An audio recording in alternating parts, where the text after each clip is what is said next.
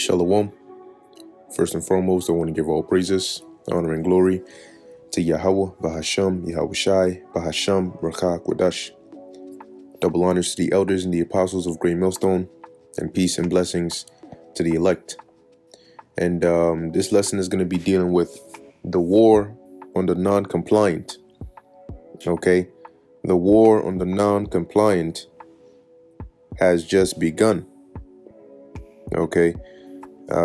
Now, before starting, what I want to do is look up the word or look up the term non-compliant.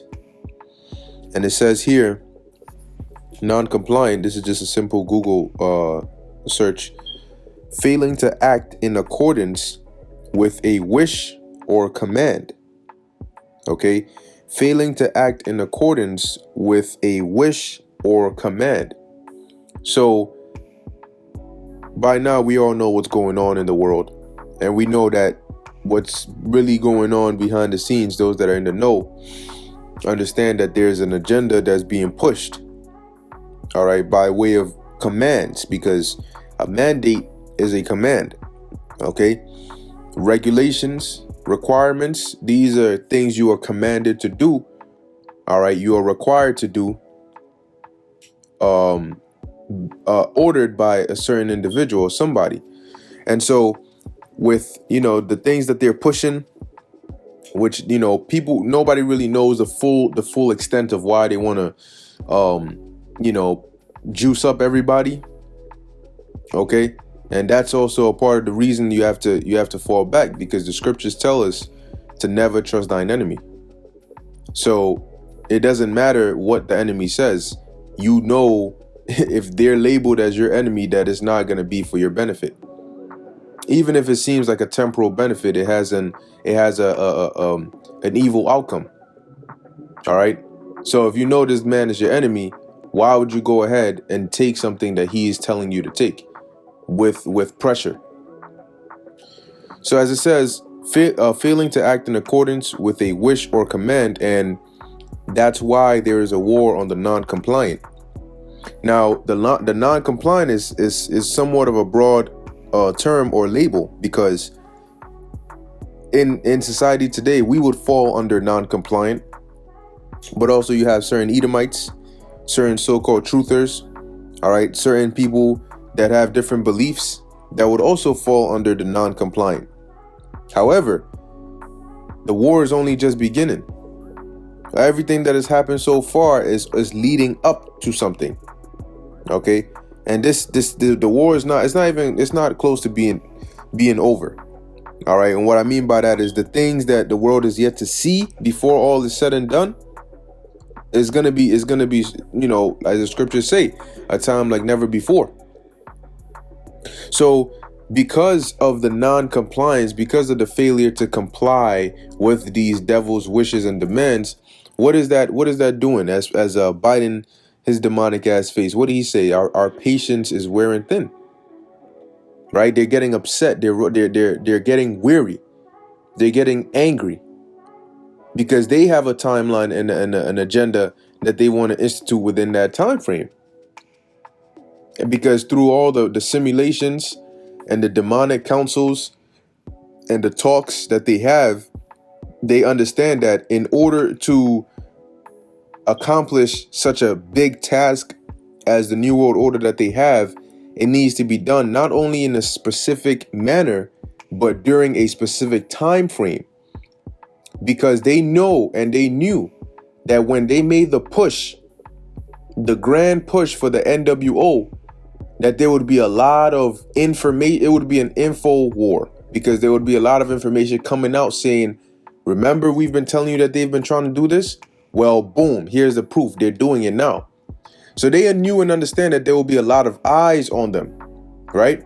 And that if they let this crisis go to waste, they won't get another chance like it again, because during that push, all those eyes are looking at them, and that's causing people to wake up.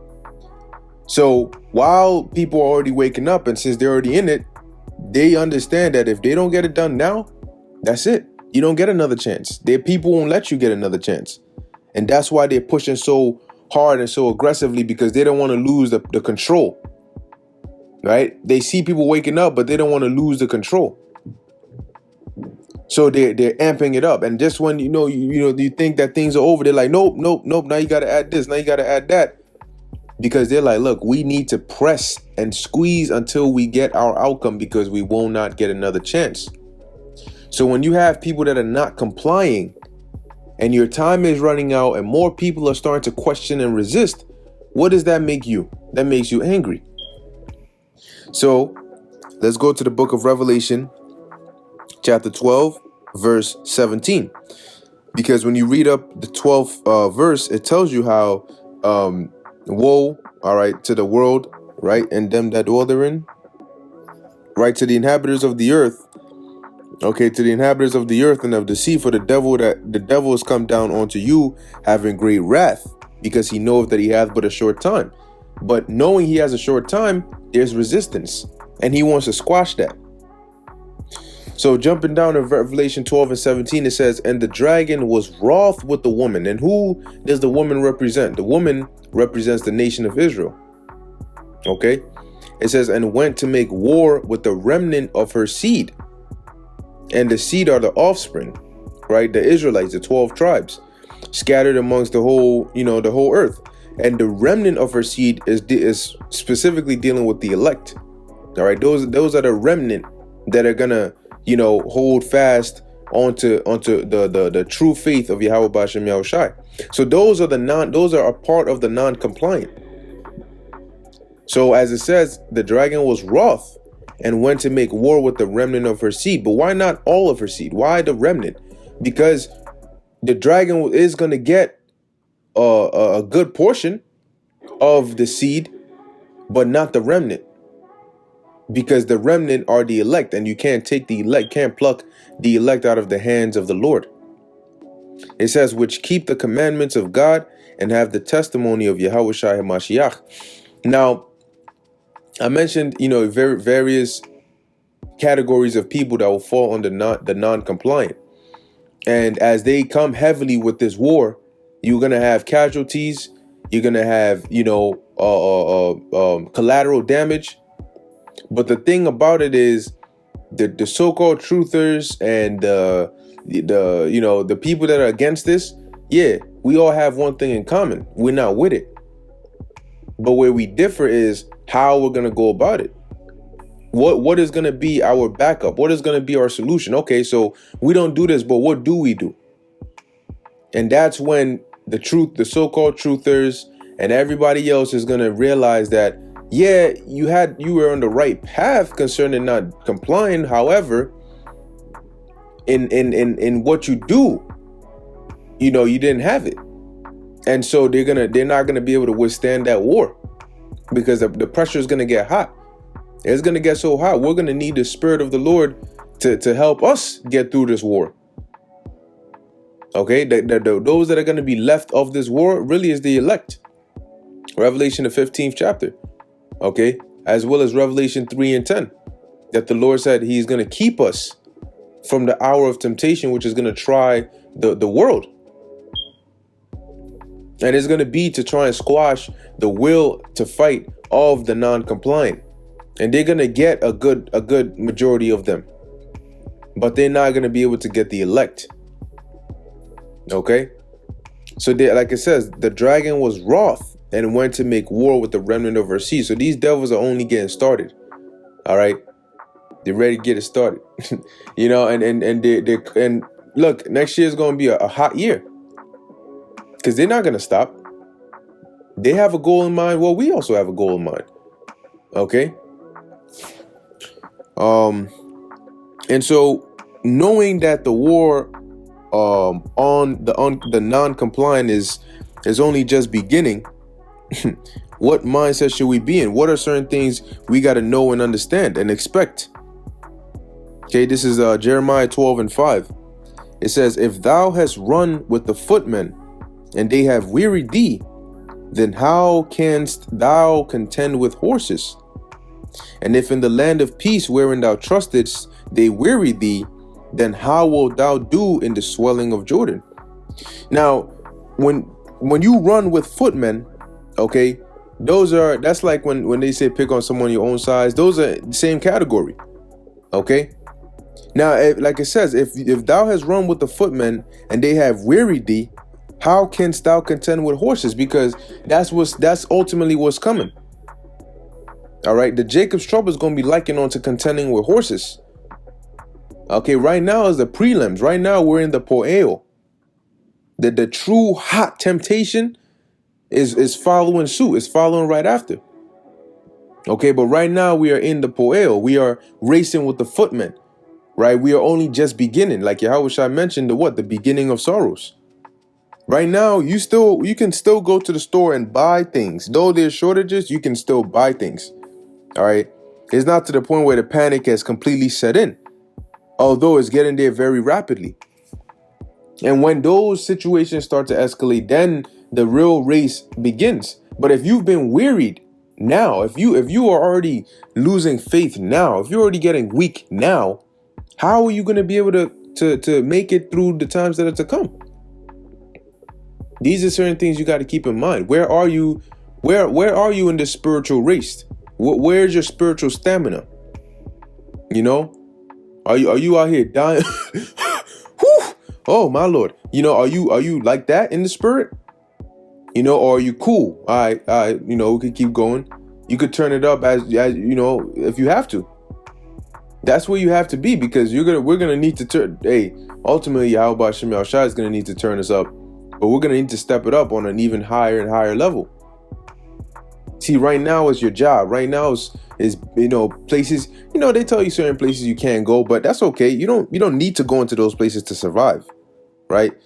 You know, they come for your job, but there's still you know, Yahweh Shem Yahushua still provides ways, you know, loopholes you can go through, but when it gets to the point where you jumping through rings of fire, you know, and that still is not enough, that temptation is going to be hard. That trials is going to be heavy. It's going to be hot.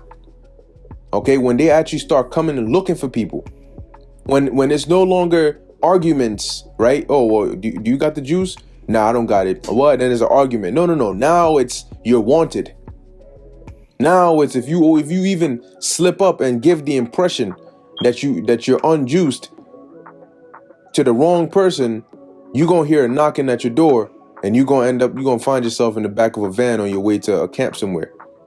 See, when it comes time to that, let's see how many people are gonna be willing to deal with that. Are they out of fear or being fed up? Just say, nah, I'm not doing this no more. I'm just go let them jab me up. Right? That's the part. Now that is when you start running with the horses. Okay? When you know they're threatening when they're threatening pretty much everything. When there's nowhere else to turn. When there's no other carnal means you can think of. When you have to 100% solely rely on Yahweh Shem Yahushua, solely trust in the Spirit. Are people going to be able to contend with them then? Because the war is only just beginning. And that's why we have to constantly pray for strength, for faith. Because there are some that are going to fall, but not all. Okay, and those that last, those that don't fall, the remnant, those are the ones who the Lord is going to use. The underdog. Okay. Next precept here is in the book of Psalms, chapter 64, verse 2. And it says, hide me from the secret counsel of the wicked, from the insurrection of the workers of iniquity, who whet their sword, which means to sharpen, or who whet their tongue like a sword, and bend their bows to shoot their arrows, even bitter words. But the problem with their words is they turn into legislations, and they turn into laws, and they turn into actions. That they may shoot in secret at the perfect. Now, understand that at the core of everything that's going on, it's a battle between Jacob and Esau, between the elect and the elite. Now, on the cover of it, it's the whole, Pan situation going on. There's a narrative going on, but everything they do at the core of it targets us. It targets the truth. It targets the word of Yahweh Shem Yahushua. So they're doing these actions openly But the true purpose is secret. All their actions are likened unto Trojan horses. Okay, that they may shoot in secret at the perfect. So they're shooting, but their target, they're not explicitly stating who their target is, but in a roundabout way they're letting it be known. It says here, suddenly do they shoot at him and fear not. They encourage themselves in an evil matter. They commune of laying snares privily. They say, who shall see them? See? So they come together. They say, that's why, you go a couple of months, then next thing you know, there's a new thing out. Now they're saying, well, we're not going to lock things back down. Last time they were saying, no, we're not going to keep things open. We have to lock it. Now they're saying, no, we ain't going to lock it. We're going to try to keep it open. We're going, they're saying the first is this, then it's not. It's mild. No, it's dangerous. It's contagious. No, it's not. There's a variant of concern. No, don't worry about it. No, but worry about it again, but don't worry about it. All right. It says here, they search out iniquities. They accomplish a diligent search, both the inward thought of every one of them and the heart is deep. So they know and understand how to play with the human, the psyche. They know how to play with your mind. Okay, they know how to exhaust you. They know how to throw you on a mental goose chase, and exhaust you to the point where now you come to them. They know how to flip the role. They know how to break people's will. They study all these things. They have top scientists. They have people who spend their whole lives being groomed to study these things. So when they implement their plans and run their simulations and enact their crises, they know, okay, where should we push a bit more? How should we adjust it based on what they're so they try to anticipate the various reactions. And that's why they have multiple test runs before they actually push for the real deal. So they can collect enough data to know how to manipulate whatever crisis it is. So when it says they accomplish a diligent search, it's not an understatement at all. Okay. But guess what? Let's keep going. Verse 7. But the Most High shall shoot at them with an arrow. Suddenly shall they be wounded. See, so the war is only just beginning. But guess what? In the midst of the war, as they're bringing this and they're bringing that, and they start to come down with great wrath, what's going to happen? Is the Lord just going to allow them to cut off the name of Israel? To just grab us up and just do, because we're the only one, like I said, the non-compliant. Out of the group of non-compliance, we're the only ones in there that are non-compliant, not just because of this thing, but we're non-compliant because we have faith in Yahweh B'Shem Yahushai. That is really the core. People would say, oh, you're anti-Juice. It's not about being anti-Juice. It's about being anti-Esau. Okay? It's about being pro Yahweh B'Shem Yahushai. So we're not stopping at just being anti quote unquote Juice. No, it's anti the system, anti Esau, anti his ways. We're anti Edomite, anti-mite. All right. But it says, Isaiah 59:19, so shall they fear the name of the Lord from the west and his glory from the rising of the sun. When the enemy shall come in like a flood. So the war is just beginning. And in wars, you have armies, right? You have attacks. You have waves. And this devil is coming with his various different waves. So when the enemy shall come in like a flood, the spirit of the Lord, Yahweh B'Shem Yahushai, shall lift up a standard against him. So there's going to be something that happens that's going to prevent these devils from drowning us. It's going to prevent these devils from getting us. Out of all the non-compliance, then shall they be known who am I chosen, right? Which is 2nd Ezra, the 16th chapter. That a standard is going to be lifted on behalf of that chosen, right? Because you, like I said, you have certain truthers, you have certain Edomites, you have certain, other nations that are not with it. But what sets them apart from the other non-compliance? What sets them apart from us? Was going to set them apart, or was going to set us apart, is who is successfully going to be non-compliant, who's going to be able to remain non-compliant, who is not going to break on the way, right? And that's going to be, once again, Revelation 3 and 10. Okay, so as it says, the Lord is going to lift up a standard, okay, upon behalf of his elect. And ultimately, the war has already been decided. Okay, according to prophecy, the elect already got the victory through Yahweh Shai. All right, through Yahweh Bahashem Yahweh Shai. Now, this is the book of Micah, chapter 4, verse 10. It says, "Be in pain and labor to bring forth, O daughter of Zion," which represents Israel, "like a woman in travail. For now shalt thou go forth out of the city, and thou shalt dwell in the field. And thou shalt go even to Babylon," which we are in now. "There shalt thou be delivered." So what's going on? The Most High is getting ready to deliver his elect from Babylon and wherever they're scattered in the earth. But the main deliverance is going to be here in Babylon. That's why these precepts mainly mention Babylon. It's not only Babylon, but it's mainly Babylon. It says, "There the Lord shall redeem thee from the hand of thine enemies." As it says in Isaiah, I believe 63, "The year of my redeemed is come." Who is he going to redeem? His people, his brethren. And who are our enemies? These devils. He's starting with these Edomites. Verse 11, "Now also many nations are gathered against thee, that say, let her be defiled, and let our eye look upon Zion." So they're confederate to keep us down. Psalms 83, to keep us from being a nation, to keep us from reaching our power, to keep us from elevating back to the level of God's. But little did they know that in their efforts to try and keep us from it, they're actually pushing us further to it. Because there's no way to defeat prophecy. It says, verse 12, "But they know not the thoughts of the Lord." See, so they can come with whatever they want to come with. They can mandate this, they can mandate that, they could try to throw you in a camp, they could deem you a public health threat, but they don't know the thoughts of the Lord. And their will does not triumph the Lord's will.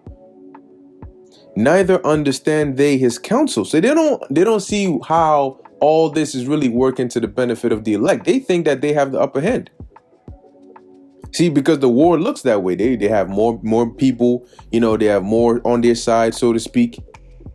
But they don't understand that the Most High is just doing this just like they got to go back and read the story of Exodus. You elites, if you listening, go back and read the story of Exodus, and then go read the book of Romans, the 9th chapter, and understand the same way the Most High raised up Pharaoh so that he can show his power. That's why you guys are up. So the Most High can show his power.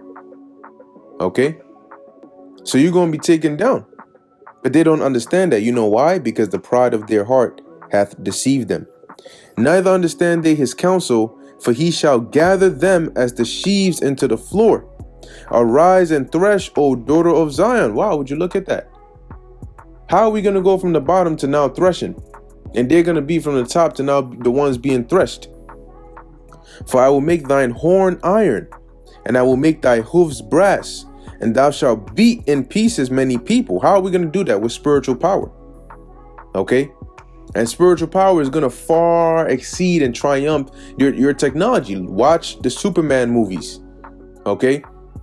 The only thing is we're going to be Superman with no kryptonite. How do you stop Superman with no kryptonite? Oh, my Lord. How you do that? They come against him with machine guns, helicopters, missiles, rockets, all manner of things, and nothing works. Right?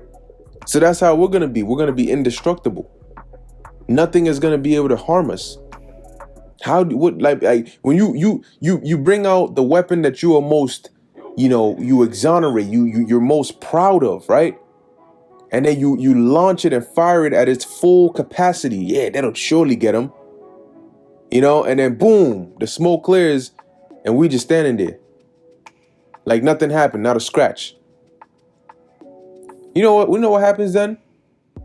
You start bugging out because you start looking like, wait, hold on. That's the best weapon I got. And it didn't even leave a scratch on them. So how screwed am I? On a scale of 1 to royally screwed. How screwed am I? And they're gonna try to process that, but it's gonna be to no avail. Because what do you do when your best weapons fail instantly and they pale in comparison to your enemy? You're done. Then realization sets in. Then you just stop. You put your hands forward. Matter of fact, you start putting the shackles on yourself. You start shackling each other, and you just come on down. Which I'm just joking with it, but nevertheless, Second Ezra, the 13th chapter tells you that they were afraid and yet durst fight, because like they show you in movies, they fire the first cannon, right? The super duper omega, super undefeatable cannon, right? Fire, boom. Then they look, then the smoke clears, and whoever they shooting is still standing there. Then instead of realizing, oh shit, if that didn't work, we're kind of screwed, they say, no, fire, fire, fire. And then they fire like 20 shots, 20 blasts, boom, boom, boom, boom, boom. And ain't nothing happened. And then what happens? Then they're like, oh, at least we tried.